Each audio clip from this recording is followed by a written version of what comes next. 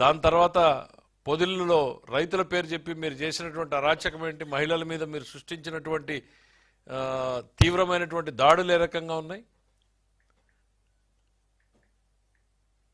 ఇక నిన్న నాగమల్లేశ్వరరావు గారి పేరు మీద చనిపోయిన సంవత్సరం తర్వాత విగ్రహ ప్రతిష్ఠ కోసం మీరు ఏదో వచ్చాము అని చెప్పి 2 చనిపోయారు మీ పార్టీ వాళ్ళు.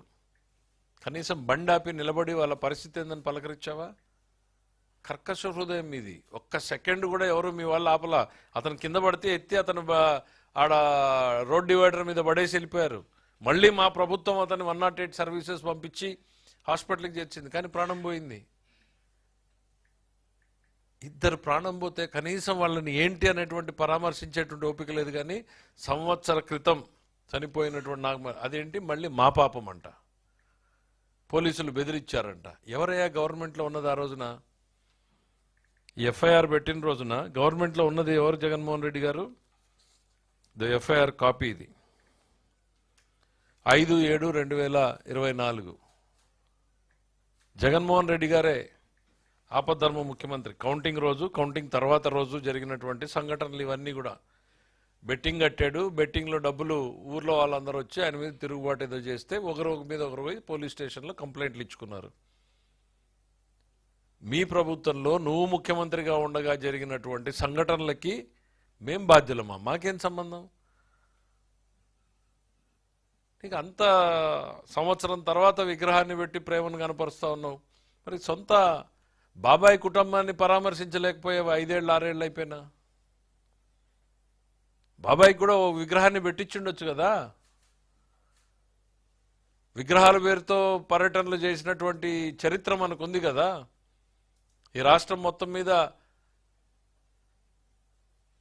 విగ్రహాలు పెట్టే పేరుతో రాజకీయం చేసినటువంటి చరిత్ర మనకున్నప్పుడు మరి ఆ సొంత బాబాయ్ కుటుంబాన్ని కూడా పరామర్శించి ఉండాల్సింది, ఆయనకు కూడా ఓ విగ్రహాన్ని పెట్టి ఉండాల్సింది. మీ ఆలోచనల్ని ఆ వేదిక ద్వారా ప్రజలతో పంచుకో ఉండాల్సింది. మీ బాబాయ్ పట్ల, బాబాయ్ కుటుంబం పట్ల, ఆ సంఘటన పట్ల మీ అనుభవాలు ఏంటి, మీ ఆలోచనలు ఏంటి అని.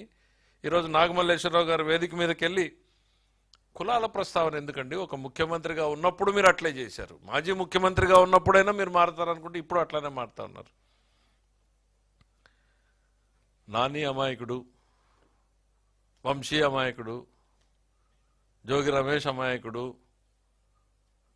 తన పిఏ ధనంజయ రెడ్డి అమాయకుడు, నాగేశ్వర కేఎన్ఆర్ అతను అమాయకుడు, చెవిరెడ్డి భాస్కర్ రెడ్డి అసలు నోట్లో నాలుక లేని వ్యక్తి అమాయకుడు. అరే పోలీస్ స్టేషన్లోకి వెళ్ళి పోలీసులు ఎదురుగా దురుసు ప్రభుత్వం చేసినటువంటి వీడియోలు సాక్ష్యంగా ఉంటే వీళ్ళందరూ అమాయకులు అంటే ఇంకా నువ్వు భ్రమల్లో ఉన్నావా? నువ్వు చెప్పే మాటలన్నీ నమ్ముతారు అని జగన్మోహన్ రెడ్డి గారు. ఈ ప్రభుత్వం ఎక్కడ కూడా పరిధి దాటి పనిచేయట్లా. మేము మీలాగా పనిచేయాలనుకుని ఉంటే నీ బెంగళూరు ప్యాలెస్ నుంచి నువ్వు ఆంధ్రప్రదేశ్ రాష్ట్రంలోకి అడుగు పెట్టేవాడివి కాదు.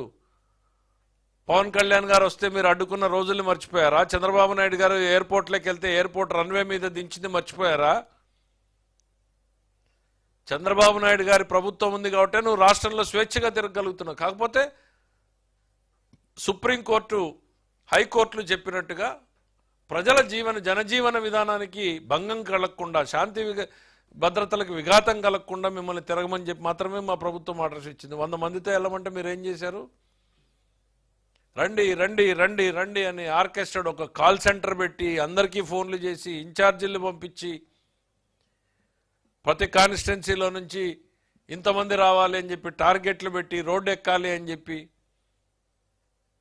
ఇది హింసను ప్రేరేపించడం కాదా? కొమ్మినేని శ్రీనివాస్ గారు అమాయకుడు, ఆయనకి ఏం తెలుసు? ఆయనకి ఒక్కసారి ఆ సంఘటన మొత్తం ఇంట్లో ఉన్నటువంటి ఆడబిడ్డలను అడగండి జగన్మోహన్ రెడ్డి గారు, దాన్ని సమర్థిస్తారేమో.